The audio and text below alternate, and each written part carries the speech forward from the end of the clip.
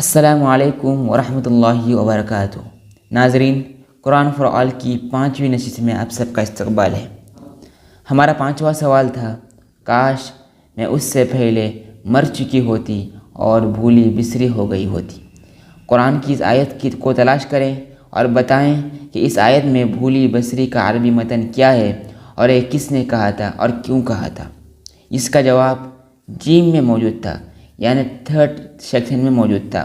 نسیم منسیہ، فتنے کے خوف سے حضرت مریم علیہ السلام نے کہا تھا۔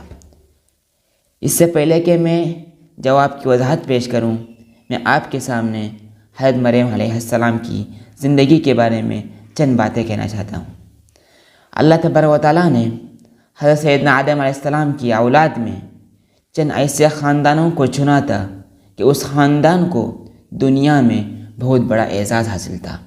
انہی خاندان میں سے ایک خاندان حضرت سیدنا ابراہیم علیہ السلام اور حضرت سیدنا اسماعیل علیہ السلام کا تھا، اور اس کے بعد اللہ تعالیٰ نے حضرت مریم علیہ السلام کی ان کے خاندان کو، یا یوں کہیے آل عمران کو، دنیا میں بہت عزت بخشی۔ حضرت مریم علیہ السلام کی والدہ حنا جن کا نام تھا، وہ بھی ایک نیک خاتون تھی۔ ان کے یہاں کوئی اولاد نہیں تھی، اور انہوں نے نظر مانی تھی کہ اگر مجھے اولاد پیدا ہوگی، مجھے بچہ پیدا ہوگا، تو میں اس کو بیت المقدس کی خدمت کے لیے وقف کر دوں گی، یا یوں کہیے بیت المقدس کی امامت پر اس کو معمور کر دوں گی، یا یوں کہیے اللہ کے دین کی خدمت کے لیے اس کو وقف کر دوں گی۔ انہوں نے نظر مانی۔ دعاؤں کے بعد، منت سماجت کے بعد، جب ان کی اولاد پیدا ہو گئی تو وہ لڑکی تھی،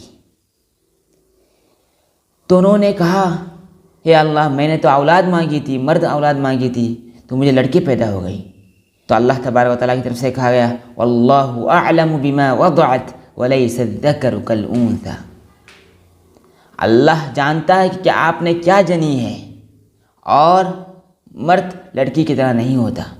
وانی سمیتها مریم، اور میں نے ان کا نام مریم رکھا ہے۔ حضرت مریم علیہ السلام کی والدہ نے فرمایا، انی اعیذها بک وذریتها من الشیطان الرجیم، میں اس سے اور اس کی اولاد کو شیطان مردود سے تیری پناہ میں دیتی ہوں۔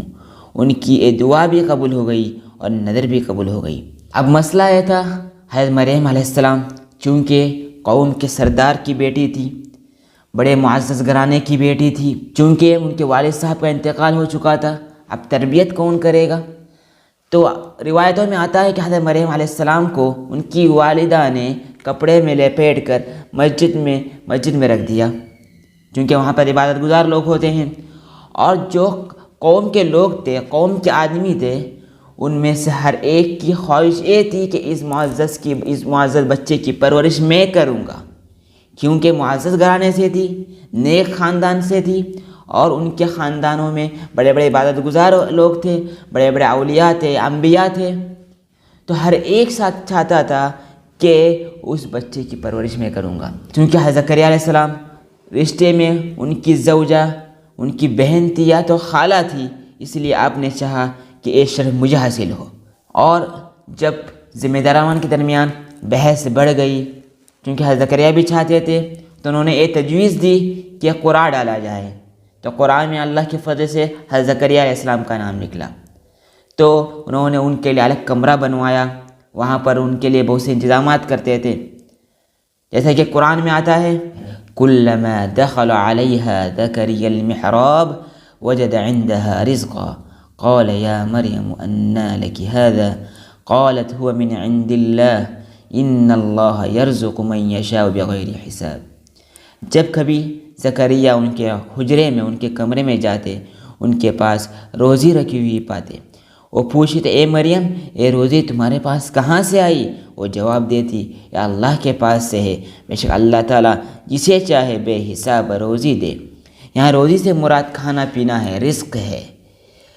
یاد رکھ لیجئے، ان کے پاس وہ محراب جو جگہ تھی جہاں پر حضرت زکریا نے ان کو رکھا تھا، ایسے ایسے کھانے، ایسے ایسے پھل فروٹ ہوتے تھے جو اس زمانے میں وہاں پر ملنے مشکل تھے، مگر اللہ کی طرف سے حضرت مریم علیہ السلام کو پہنچایا جاتا تھا۔ تو پوچھتے، یہ کہاں سے آیا؟ تو حضرت مریم علیہ السلام فرماتی کہ یہ تو اللہ کی طرف سے ہے، اور وہ جسے چاہتا ہے بغیر حساب روزی دیتا ہے۔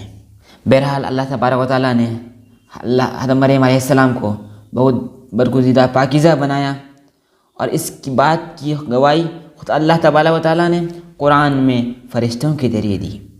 وَإِذْ قَالَتِ الْمَلَائِكَةُ يَا مَرْيَمُ إِنَّ اللَّهَ اصْطَفَاكِ وَطَهَّرَكِ وَاصْطَفَاكِ عَلَى نِسَاءِ الْعَالَمِينَ، یعنی سارے عالم کی عورتوں میں اللہ تبارک و تعالیٰ نے حضرت مریم علیہ السلام کا انتخاب کیا اور آپ کو پاکیزہ بنایا۔ اور جب فرشتوں نے مریم سے کہا، مریم اللہ نے تم کو برگزیدہ کیا ہے، پاک بنایا ہے، اور پوری جہان کی عورتوں میں تمہارا انتخاب فرمایا ہے۔ یہاں پر قرآن میں بہت تفصیلات سے بیان کیا گیا ہے، میں ان تفصیلات میں جانا نہیں چاہتا، مجھے آپ کو مختصر بیان کرنا ہے۔ بہرحال اللہ تعالیٰ نے حضرت مریم علیہ السلام کو بہت پاک باز بنایا تھا، بہت نیک خاتون بنایا تھا، اور ایک بات مشہور تھی، آپ کی عبادت حضرت مریم علیہ السلام جو کمرے میں بیٹھ کر اللہ کی عبادت کرتی تھی پورے زمانے میں مشہور ہو گئی، اور آپ کی عبادت سارے جہاں میں مشہور ہو گئی، پوری قوم میں مشہور ہو گئی اس وقت۔ اور اللہ تبارک و تعالیٰ نے ان کو ایک نیک بندے کی، ایک نیک بیٹے کی خوشخبری دی، اور اللہ تبارک و تعالیٰ نے ان کو ایک نیک بیٹے کی خوشخبری دی، تو فوراً انہوں نے اللہ سے کہا، اے اللہ مجھے تو بچہ کیسے پیدا ہو گیا؟ میں نے تو کسی مرد کو چھوا تک نہیں، میں شادی تو کرنی دور کی بات، میں نے کسی مرد کو چھوا ہی نہیں، کسی مرد کے یہ قریب گئی ہی نہیں۔ تو اللہ نے فرمایا، كَذَلِكِ اللَّهُ يَخْلُقُ مَا يَشَاءُ إِذَا قَضَى أَمْرًا فَإِنَّمَا يَقُولُ لَهُ كُن فَيَكُونُ، اللہ جو چاہے کر سکتا ہے، جب وہ کسی چیز کا ارادہ کرتا ہے تو کن کہتا ہے تو وہ چیز ہو جاتی ہے۔ چونکہ ہم اچھی طرح جانتے ہیں حضرت مریم علیہ السلام ان کے بیٹے حضرت عیسیٰ نبی تھے، اور وہ بغیر باپ کے پیدا ہوئے، اور وہ کیسے پیدا ہوئے؟ وہ اللہ کی قدرت ہے۔ اللہ تبارک و تعالیٰ نے قرآن میں فرمایا ہے، وَمَرْيَمَ ابْنَتَ عِمْرَانَ الَّتِي أَحْصَنَتْ فَرْجَهَا فَنَفَخْنَا فِيهِ مِنْ رُوحِنَا، اور مریم بنت عمران جس نے اپنی ناموس کی حفاظت کی، پھر ہم نے اپنی طرف سے اس میں ایک جان پھونک دی۔ یہ اللہ کی طرف سے ہوا، اس پر کسی کو کوئی اشکال نہیں ہونا چاہیے۔ حضرت مریم علیہ السلام کی پاک بازی کا اور ان کی عفت کا خود قرآن اعلان کرتا ہے۔ جب قرآن اعلان کرتا ہے تو پھر اس میں کوئی شک و شبہ کی گنجائش نہیں ہے۔ اس سے کفر کے تمام عقائد کی تردید ہوتی ہے جو وہ لوگ حضرت مریم علیہ السلام پر بہتان باندھتے ہیں۔ ان عقیدے کی کوئی بنیاد نہیں ہے، کوئی حیثیت نہیں ہے۔ انسان ہونے کے ناطے خود حضرت مریم علیہ السلام کو ڈر تھا کہ لوگ مجھ پر الزام ڈالیں گے، لوگ کیا کہیں گے، یا خوف محسوس کر رہے تھے۔ ان کے چاہنے والے، ان کے اہل خاندان بھی خوف محسوس کر رہے تھے، اس لیے کہ ان کے حاملہ ہونے کی خبر سارے گاؤں میں پھیل گئی تھی، اور چند شرپسند لوگوں نے ان پر الزام لگایا تھا۔ یوسف نجار جو بھی ایک عبادت گزار انسان تھے، ان کے نام سے ان کی نسبت یہ کر دی کہ نعوذ باللہ ان کے ساتھ ان کا فلاں چکر ہے، اللہ حفاظت فرمائے۔ بہرحال طرح کی باتیں شروع ہو گئی۔ ان کے حمل کا وقت قریب آ گیا تو کسی دور مقام پر چلی گئی، اور اللہ تبارک و تعالیٰ نے ان کو کہا تھا، اگر تمہیں کوئی بات کروائے تو کہہ دینا میں نے اللہ سے روزے کی نظر مانی ہے، کسی سے بات نہیں کرنا۔ بہرحال حضرت عیسیٰ علیہ السلام کی ولادت کے وقت ان کو اتنی تکلیف ہو گئی، انہوں نے ایک کہنا شروع کر دیا جو ہمارے سوال کا اصل مرکز تھا۔ وہ کہنے لگی، یا لیتنی مت قبل ھذا، کاش میں اس سے پہلے مر گئی ہوتی اور لوگ مجھے بھول جاتے اور میں بھولی بسری ہو جاتی۔ تو اللہ تبارک و تعالیٰ کی طرف سے ان کو بار بار ان کی تسلی کی گئی، لا تحزنی، آپ غم مت کرو، اللہ تبارک و تعالیٰ نے تمہارے لیے انتظام کر دیا ہے، تمہارے لیے چشمہ جاری کر دیا ہے۔ بہرحال اللہ کی طرف سے ان کی تسلی بھی کر دی گئی، اور ان سے کہا گیا کھجور کے تنے کو اپنی طرف ہلا دو، یہ تیرے لیے سامنے تازہ اور پکی کھجوریں قدرتی طور پر گرا دے گی۔ بہرحال عیسیٰ کی پیدائش ہو گئی تو ان کو لے کر وہ قوم کے پاس چلے گئے، تو قوم کے لوگ وہی باتیں کرنے لگے، آپ ایسے اچھا خاندان سے ہو، آپ کا کیا چکر ہے، آپ کو بچہ پیدا نہیں ہو سکتا، اور بغیر باپ کے کیسے بچہ پیدا ہو سکتا ہے؟ تو اس وقت عیسیٰ نے قوم سے موجزانہ خطاب کیا۔ دیکھو بچہ بھی گود میں ہے اور قوم کو مخاطب ہو کر کہہ رہا ہے انی عبداللہ آتانی الکتاب وجعلنی نبیا۔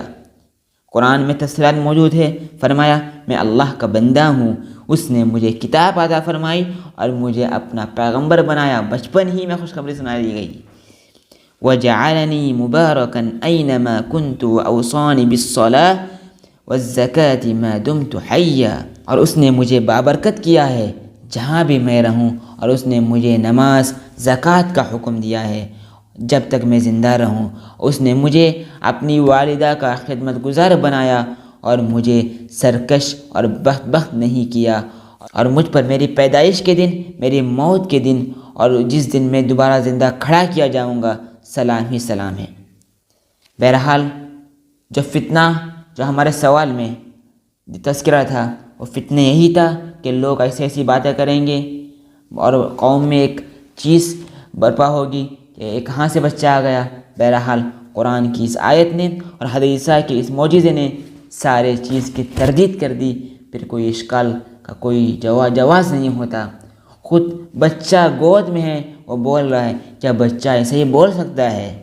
کیا ترقی یافتہ دور تھا کہ کوئی ٹیپ ریکارڈر آن کر دیا بچہ بول دیا، یا کوئی موبائل میں کلپ چلا دی، اس کا تو کوئی ثبوت ہی نہیں تھا۔ بہرحال خود بچہ بول رہا ہے معجزانہ طور پر، تو سارے قوم کو اشکال دور ہونا چاہیے تھا۔ اللہ تبارک و تعالیٰ سے دعا ہے کہ اللہ تعالیٰ ہمیں بھی قرآن کو سمجھنے کی توفیق عطا فرمائے۔ وآخر دعوانا الحمد للہ رب العالمین۔